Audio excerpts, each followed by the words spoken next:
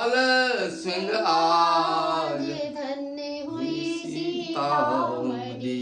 सिया जू प्रगट भैया धन्य हुई सीतामढ़ी। हल जो तन जब जनक जी लागे, हल जो तन जब जनक जी लागे। हल जो तन जब जनक जी लागे, हल जो तन जब जनक जी लागे। निकस्यो जनक को नाज धन्य हुई सीतामढ़ी। हाँ हाँ निकस्यो जनक को नाज धन्य हुई सीतामढ़ी। सियाजू प्रगट भैया धन्य हुई सीतामढ़ी। सियाजू प्रगट भैया धन्य हुई सीतामढ़ी। हल जो तन जब जनक जी लागे, हल जो तन जब जनक जी आए। है निकस्यो जनक को नाज धन्य हुई सीतामढ़ी। हाँ निकस्यो जनक को नाज धन्य हुई सीता। जनक जी ने कहा था कि सुरही से पुत्री पवित्र किए कुल दो, पुत्र पवित्र किए कुल दो। कि तुमने दोनों कुलों को पवित्र कर दिया। अयोध्या और मिथिला दोनों को आपने पवित्र किया है, इसलिए निकस्यो जनक को नाज धन्य हुई सीतामढ़ी। हाँ निकस्यो जनक को आज धन्य हुई सीतामढ़ी। हरि जय जयकार देवतन की हो, जय जयकार देवतन की जय जयकार देव तन कीनो, जय जयकार देवतन की। बन गयो हमारो कार। देवता सोचने लगे कि अब मेरे कार्य की सिद्धि हो जाएगी। बन गयो हमारो काज धन्य हुई सीतामढ़ी। हाँ बन गयो हमारो काज धन्य हुई सीतामढ़ी। अरे बधाई गावे सुमन बरसावे, बधाई गावे सुमन बरसावे। बधाई गावे सुमन बरसावे, बधाई गावे सुमन बरसावे। दादाजी नाच आज धन्य हुई सीतामढ़ी। दादाजी नाच आज धन्य हुई सीतामढ़ी। सियाजू प्रगट भैया धन्य हुई सीतामढ़ी।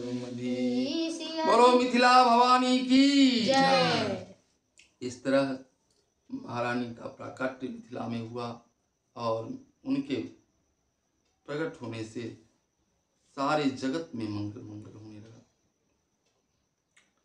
इसके आगे हम लोग श्रवण कर रहे थे, ये मंगलाचरण प्रारंभ हुआ सर्वप्रथम गणेश और वाणी की वंदना से, इसके बाद भवानी शंकर की वंदना, फिर गुरुदेव की वंदना, तत्पश्चात हनुमान जी और वाल्मीकि जी की वंदना, और हनुमान जी और वाल्मीकि की वंदना के बाद श्री सीताराम जी की वंदना हुई।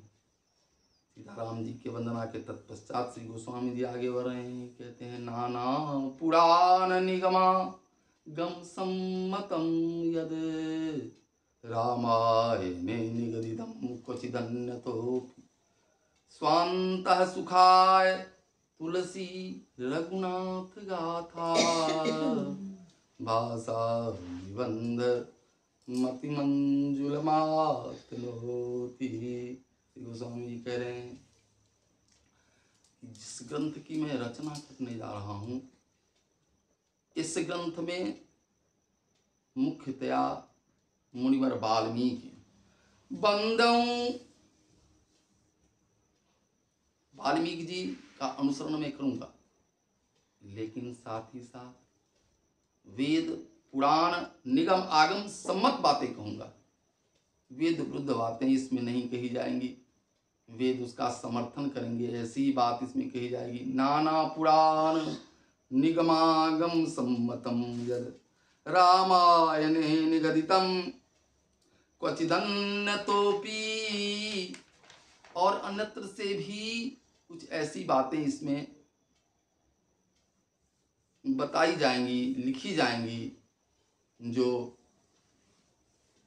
समाज के लिए, राष्ट्र के लिए हित करो, ऐसी बातें इसमें कही जाएंगी।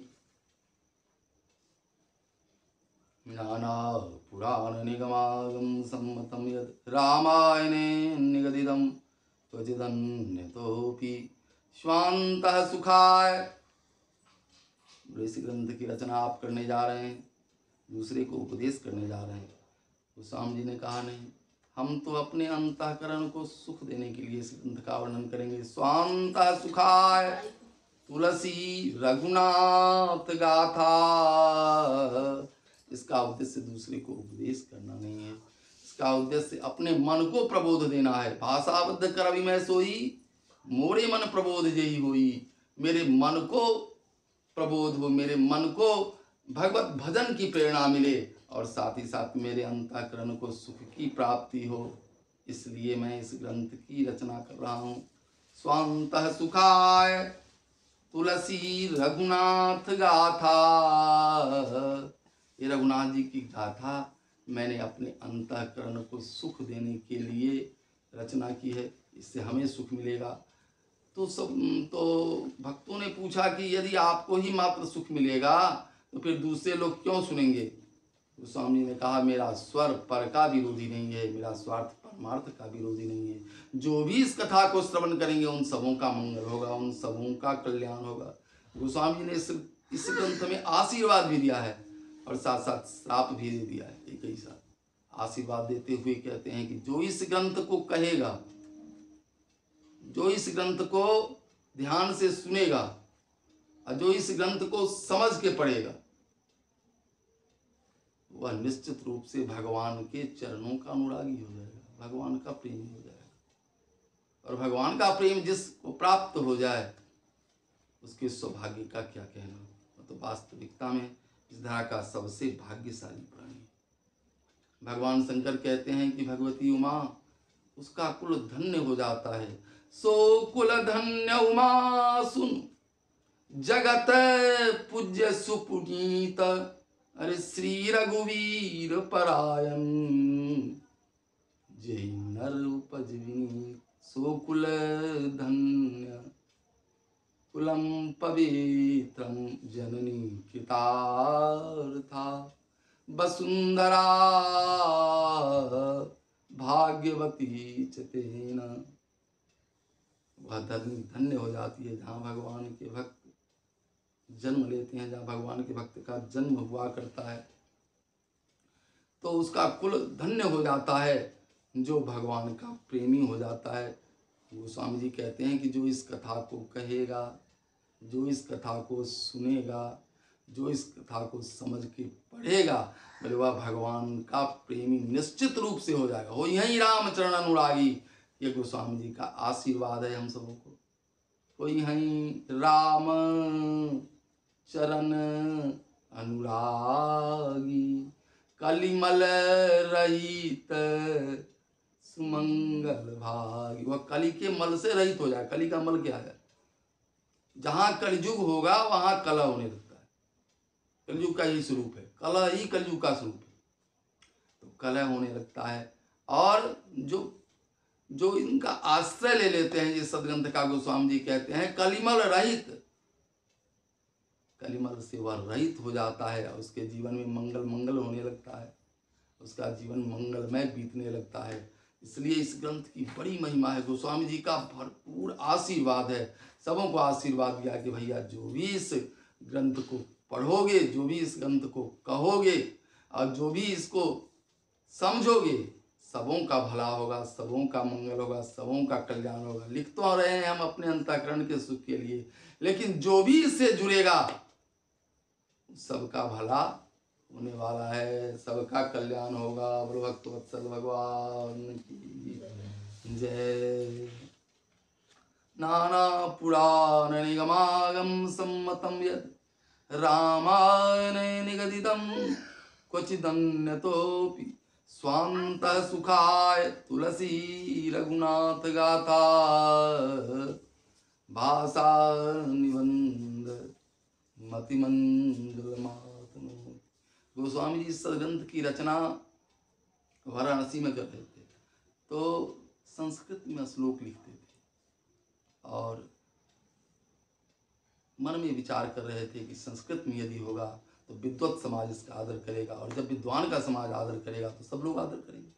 इसलिए हमें संस्कृत में लिखना है। लेकिन संस्कृत में 7 श्लोकों को लिखने के बाद ये 7 श्लोक गायब हो गए। गोस्वामी बहुत चिंतित हो गए। उन्होंने भोजन करना बंद दिया, भोजन करना छोड़ दिया। तो भगवान शिव जी प्रकट हो गए और शिव जी ने कहा कि आप इस ग्रंथ की रचना भाषा में कीजिए, इसे संस्कृत में मत लिखिए। तो गोस्वामी जी ने कहा कि इसका आदर कौन करेगा? भगवान शंकर बोले इसका आदर सर्वत्र होगा, आप निश्चिंत रहिए और आप इसकी रचना भाषा में कीजिए। तो मंगलाचरण जो है वो संस्कृत में है। फिर उसके बाद गोस्वामी जी महाराज भाषा में इसकी रचना करते हैं। भाषा निबंध मतिमंजुल मातनोति, भाषा में इस ग्रंथ की रचना की। तो गोस्वामी जी का एक आशीर्वाद है और एक श्राप भी दिया लोगों को कि भैया जो इस सदग्रंथ का आश्रय नहीं लेगा, कुछ भी जरूर पढ़ना चाहिए रोज, नित्य 2 दुआ 5 दुआ 10 दुआ अगर आप पढ़ें तो समाधि सुख इसमें। समाधि भाषा का ग्रंथ है। मैंने तो बचपन से अनुभव किया। जब हमारी अवस्था मुश्किल से 12-13 वर्ष थी, उस समय में जब मानस जी का पाठ करने लगता था तो इतना तन्मय हो जाता था कि बाहर क्या हो रहा है नहीं हो रहा है इसका कोई प्रभाव नहीं पड़ता था और हम उसमें निमग्न हो जाते थे। इस समाधि भाषा का ग्रंथ और समाधि सुख देने वाला ग्रंथ, इसलिए इसको नित्य पाठ करना चाहिए यदि सुख जीवन में चाहिए तो। और नहीं अगर दुख चाहिए तो बस उस सबको देखिए टीवी पर ध्यान देते रहिए। बोलो सियावर रामचंद्र भगवान की जय। इसलिए सुख प्राप्ति के लिए बहुत आवश्यक है कि मानस जी का पाठ हमें नित्य करना चाहिए। गोस्वामी जी ने कहा कि जो नहीं करेंगे उसका क्या होगा?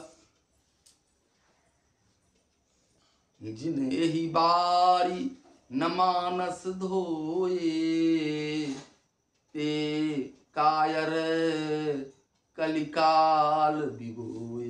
बोले उसको कलयुग ठग लेगा, वह कलयुग में ठगा जाएगा। तिरसे तन्नी राखी वह सुख के लिए दौड़ेगा। तिरके तन्नी राखी रवि कर भवबारी। जैसे मरुभूमि में एक मृग पानी के लिए बेहताशा दौड़ता है, उसे दिखता है कि सामने एक वृक्ष है और वृक्ष उल्टा दिख रहा है, इसका अर्थ यह है कि वहां पर पानी होगा। दौड़ के वहां जाता है, वहां भी पानी नहीं मिलता। फिर देखता दूर एक वृक्ष बेर का है, वो उल्टा बन रहा है, फिर वहां दौड़ता, वहां भी पानी नहीं मिलता है। इसीलिए इसी तरह इस कराल कलिकाल में जो इस सदग्रंथ का आश्रय नहीं लेंगे उनकी स्थिति बस यही होगी। क्या होगी? बोले सुख के लिए दौड़ेंगे, सोचेंगे कि इसमें टीवी में सुख होगा, लेकिन वहां भी सुख नहीं मिलेगा। बोलेंगे बढ़िया भोजन में सुख होगा, भोजने नहीं पचेगा।